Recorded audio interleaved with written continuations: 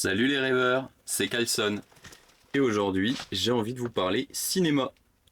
Et plus particulièrement, les films qui pourraient donner envie de jouer à du jeu de rôle. Et pour le premier, je vous propose de nous intéresser à Entretien avec un vampire.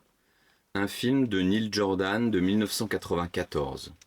Et dans ce film, je ne compte pas vous spoiler, mais plutôt vous dire en quoi c'est un film intéressant et qu'est-ce qu'il peut vous apporter dans l'interprétation, niveau jeu de rôle, le RP, ou bref, on va quand même parler jeu de rôle. Entretien avec un vampire, même si je ne veux pas vous spoil, je suis un peu obligé de vous parler des protagonistes, et plus particulièrement de Lestat, de Louis ou de Claudia. Pour ce qui est de Lestat, je dirais que c'est intéressant de voir la manière dont les acteurs ont un lien particulier entre eux et le jeu est vraiment très très bon. Parce que Lestat, c'est l'incarnation de la solitude. C'est un personnage qui se sent mort dans un monde qui est extrêmement vivant et changeant autour de lui. Et c'est là où on voit l'ambiguïté des vampires. Ce sont des êtres morts, mais qui vivent de manière anachronique. Ils sont parmi les humains et sont obligés de suivre le bétail et d'avoir une vision tout à fait particulière sur le sujet. Mais en même temps, ils ont tout de même des émotions et un profond sentiment de solitude étreint le cœur de Lestat. Pour ce qui est de Louis, c'est encore différent. Le personnage incarné par Brad Pitt est plutôt confronté à une forme de pénitence. Il est torturé par l'idée de vouloir rejoindre sa femme et, en définitive, il mène une vie où il cherche la mort. Et il finit par la trouver, mais d'une manière bien cruelle. Et en fin de compte, ce n'est pas tout à fait la mort, puisqu'il devient un mort-vivant. Et donc, c'est s'interroger sur le statut des vampires, et évidemment, c'est un film parfait pour vous lancer dans Vampire la Mascarade. C'est un film qui est parfait pour comprendre les jeux où vous incarnez des créatures inhumaines, mais qui côtoient pourtant des êtres humains. Voilà, pour moi, c'est vraiment le top si vous voulez vous lancer dans une campagne de Vampire la Mascarade ou pousser quelqu'un à lui faire découvrir un peu cet univers. Je pense que c'est le genre de film que vous devriez au moins voir une fois dans votre vie.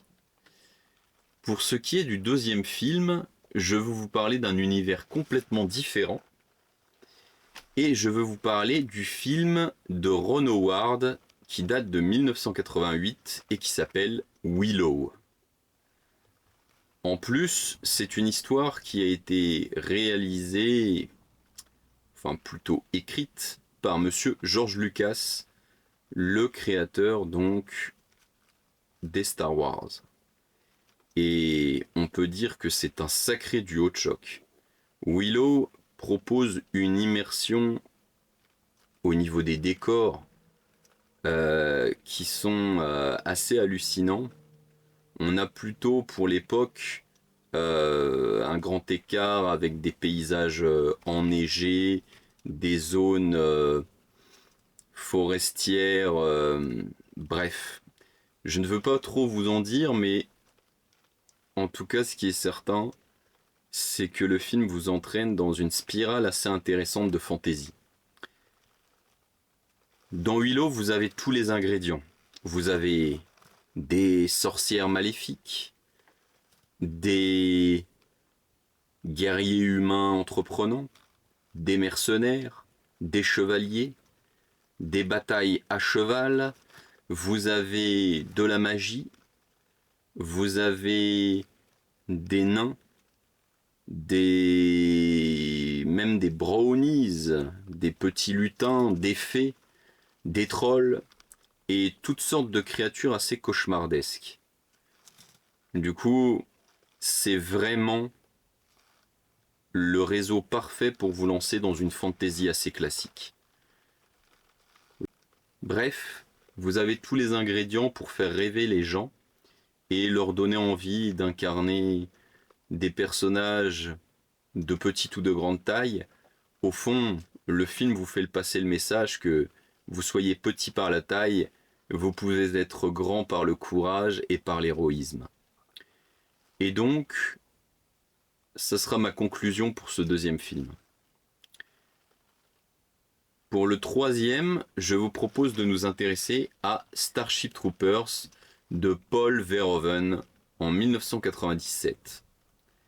C'est un film qui a été grandement incompris, souvent mal jugé, et qui est pourtant une critique du consumérisme, mais aussi du conglomérat militaire ou de la propagande de guerre. Et en cela, c'est plutôt une bonne réussite. Mais on peut voir aussi des choses très intéressantes qui concernent la guerre contre des espèces invasives ou mal comprises, et on a ces insectes géants et écœurants qui s'attaquent aux colonies et qui obligent des guerriers humains avec toute une panoplie d'armures, d'équipements high-tech à essayer de repousser ces masses d'insectes. Et donc, c'est tout à fait parfait pour vous lancer dans des campagnes de science-fiction qui pousseraient les joueurs à incarner des militaires au grand cœur, des médecins de guerre, ou encore des individus un peu étranges dotés de pouvoirs psychiques. Bref, si vous voulez mon avis, je pense que Starship Troopers, ça pourrait être la possibilité de vous mettre le pied à l'étrier pour un jeu comme par exemple Starfinder. Et notamment, il y a une campagne qui est particulièrement géniale, qui se nomme Attack of the Swarm en version originale. Et donc, j'ai envie de vous dire, elle a été traduite, hein, je précise.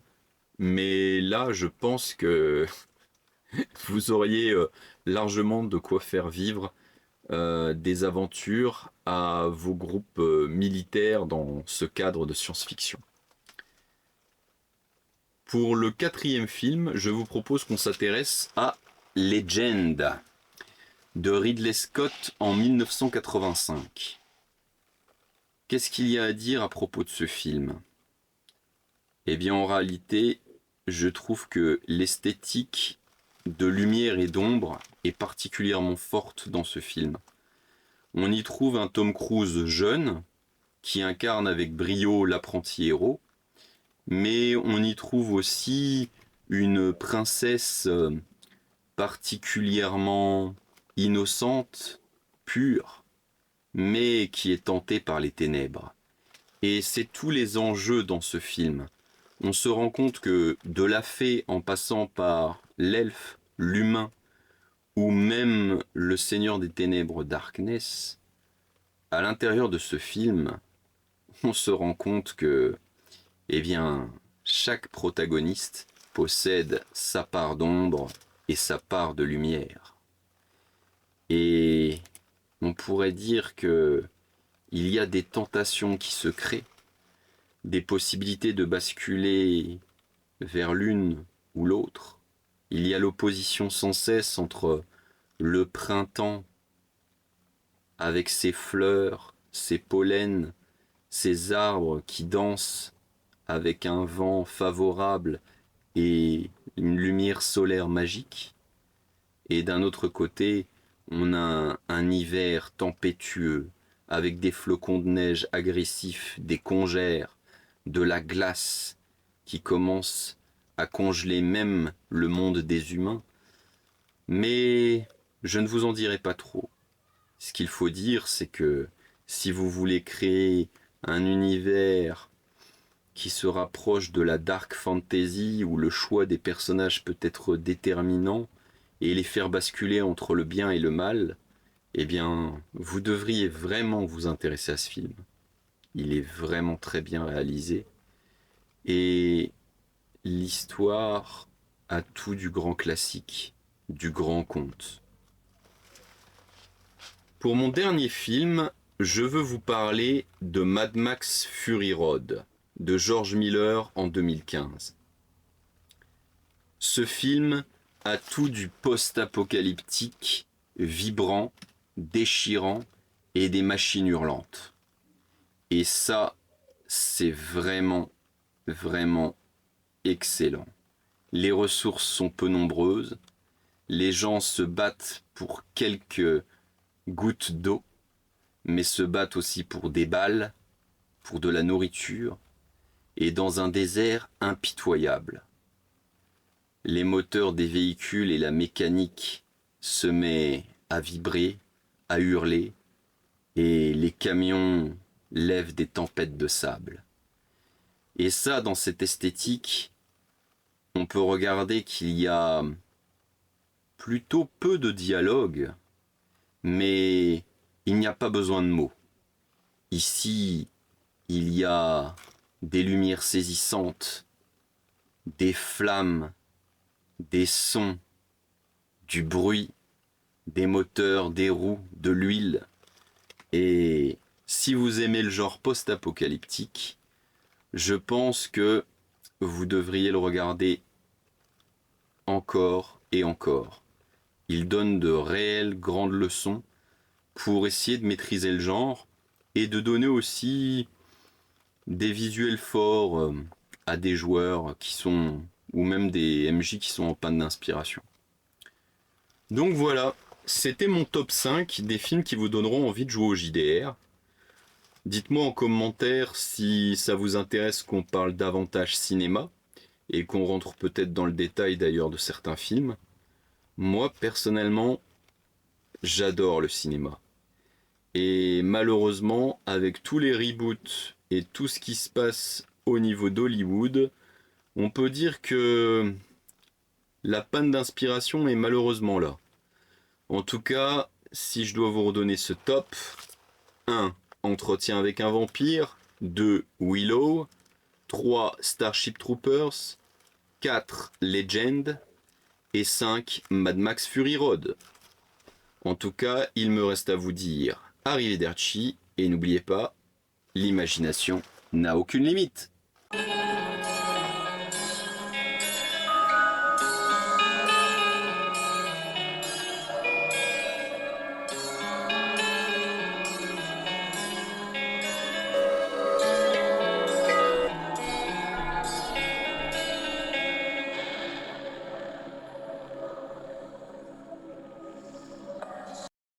Eh, fais pas ton rat, n'oublie pas de cliquer.